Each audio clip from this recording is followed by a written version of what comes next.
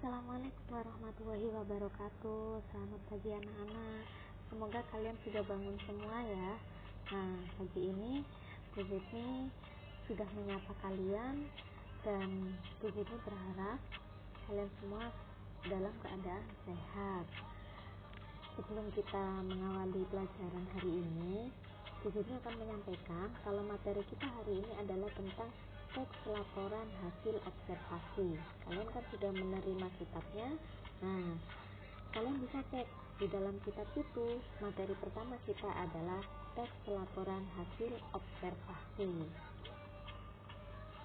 Di sini Bu Zidni akan menampilkan PowerPoint. Silakan diperhatikan. Nanti sekaligus Bu Zidni juga menjelaskan materinya ya. Nah, yang pertama adalah pengertian ya, teks laporan hasil observasi yang akan kita bahas hari ini tentang coronavirus. Kenapa? Karena sekarang musimnya corona dan bahkan kita tidak bisa bertemu ya karena corona ya. Jadi saya harap materi tentang corona ini bisa kalian pahami karena kondisinya sekarang, dan ketika kita mencari beritanya juga membahas tentang corona semua. Jadi materi dan medianya nanti akan mudah untuk dicari. Nah, ini kegiatan kita nanti ya. Jadi pembelajaran pertama nanti kita akan belajar tentang memahami teks laporan hasil observasi. Kemudian yang kedua adalah menganalisis isi dan aspek kebahasaan. Menganalisis isi dan aspek kebahasaan. Kemudian di pembelajaran yang kedua ada menyajikan isi teks laporan hasil observasi berdasarkan interpretasi. Berarti kalian membaca dulu, kemudian menginterpretasikan isi dari teks yang sudah kalian baca itu apa. Kemudian yang di pembelajaran ketiga ada mengonstruksi teks laporan hasil observasi. Kalian sudah mencari, membaca, menganalisis. Nah, nanti baru dikonstruksi. Apa itu dikonstruksi? Kalian belajar membuat, tapi mencontoh dari teks yang sudah kalian cari dan kalian analisis tadi. Tapi tidak mencontoh secara keseluruhan ya, tapi hanya diambil bagian-bagian saja. Next. Nah, ini pembelajaran tentang pembangunan teks. Sebelumnya kita harus memahami dulu ya apa yang dimaksud dengan teks laporan hasil observasi. Di sini saya tulis, menurut D.S. Badudu, observasi berarti pengamatan atau peninjauan. Jadi teks hasil observasi adalah teks yang kalian buat atau yang dibuat berdasarkan pengamatan atau peninjauan dari si penulis. Teks laporan hasil observasi ini kebanyakan sebelum membuat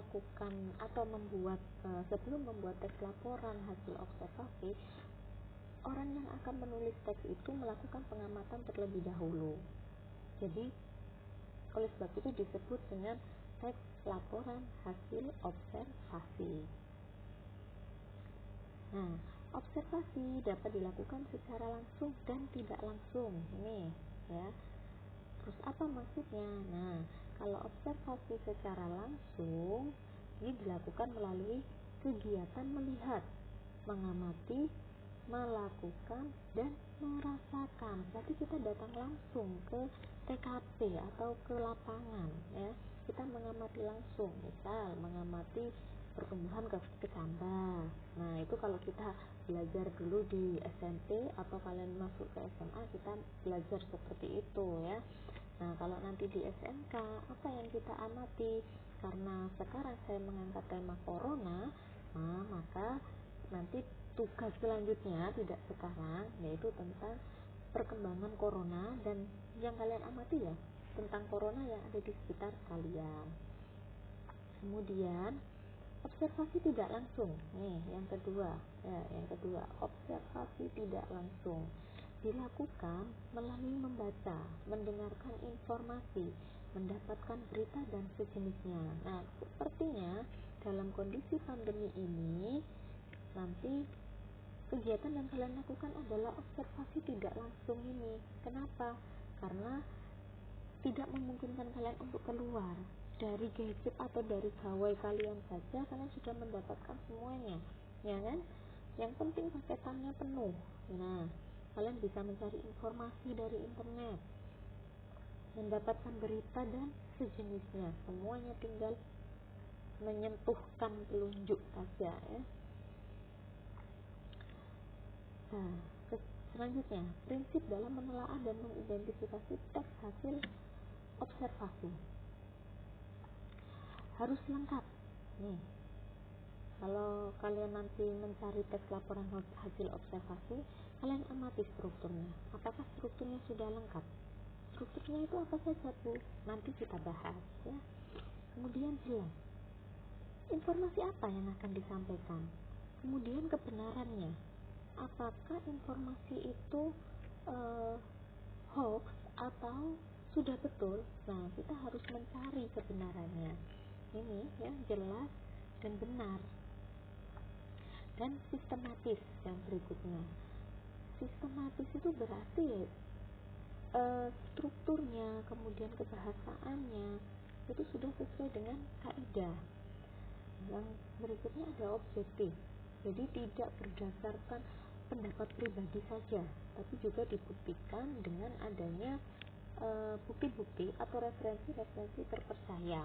Jadi tidak hanya ngomong, tidak hanya menulis, tapi sudah ada bukti secara umum dan itu fakta, bukan hasil rekayasa apalagi hoax, ya. Yang terakhir, tepat waktu. Nah, sesuai dengan waktunya atau dengan kondisinya. Sekarang kan kita sedang kondisi pandemi, ya, COVID-19, maka ini tema yang bagus untuk kita angkat untuk menganalisis teks laporan hasil observasi dan juga membuat teks laporan hasil observasi, karena semua materi, semua kejadian itu masih berlangsung saat ini. Next, nah di sini ada menganalisis isi dan aspek kebahasaan. Ini strukturnya, ya, kalian lihat di sini ada pernyataan umum. Pernyataan umum ini berupa definisi. Apa itu, Bu, definisi? Definisi itu penjelasan, ya. Jadi contoh, coronavirus merupakan sebuah wabah atau pandemi yang sudah melanda di seluruh dunia. Coronavirus ini berasal dari Wuhan, ya, menurut berita yang sudah beredar. Nah, ini bisa kalian sebutkan referensi beritanya dari mana. Dan aspek yang kedua atau struktur yang kedua ini ada aspek yang dilaporkan berupa deskripsi. Kalau di dalam kitab kalian itu mungkin ditulis deskripsi bagian. Nah, itu nanti kalimat-kalimatnya berupa deskripsi atau lebih mudahnya disebut lebih mudahnya itu bagian, ya, bagian-bagian atau nanti ada ciri-cirinya di situ. Next, nah, kaidah teks laporan hasil observasi menggunakan kalimat definisi yang tadi saya sampaikan, adalah, merupakan, yaitu. Nah, kemudian yang kedua menggunakan konjungsi atau kata sambung. Nah, konjungsi itu ya sama dengan kata sambung ini. Misalkan dan, kemudian, terus selanjutnya, gitu, ya. Yaitu. Yang ketiga ada menggunakan kalimat simpleks dan kalimat kompleks. Apa itu, Bu? Kalau di SMP atau MTS mungkin kalian mengenal kalimat tunggal dan kalimat majemuk. Nah, itu sama. Kalimat simpleks itu sama dengan kalimat tunggal, kalimat kompleks itu sama dengan kalimat majemuk. Berikutnya menggunakan sinonim atau antonim. Sudah pasti tahu, ya, kalian apa yang dimaksud dengan sinonim dan apa yang dimaksud dengan antonim. Kalau sinonim itu berarti persamaan, antonim berarti lawan kata. Jadi nanti kata atau bahasa yang digunakan di dalam teks laporan hasil observasi itu kebanyakan menggunakan sinonim atau antonim. Terakhir, menggunakan data atau angka. Nah, ini yang menjadi ciri-ciri bahwa teks laporan hasil observasi itu tidak hanya omong kosong, tapi terbukti dengan dibuktikan dengan adanya data-data. Ini biasanya juga berupa angka, persen, kemudian jumlah, gitu ya. Oke, sudah selesai materi kita. Silakan diperhatikan instruksi berikutnya. Yang pertama ini, tanyakan hal-hal yang belum kalian pahami dan tuliskan komentar di forum Classroom ya. Di forum Classroom, bukan di grup WA. Oke. Kemudian setelah melihat dan memahami materi ini, untuk refleksi silakan kalian cari contoh teks laporan hasil observasi yang bertema coronavirus. Nah, ini banyak sekali di internet ya.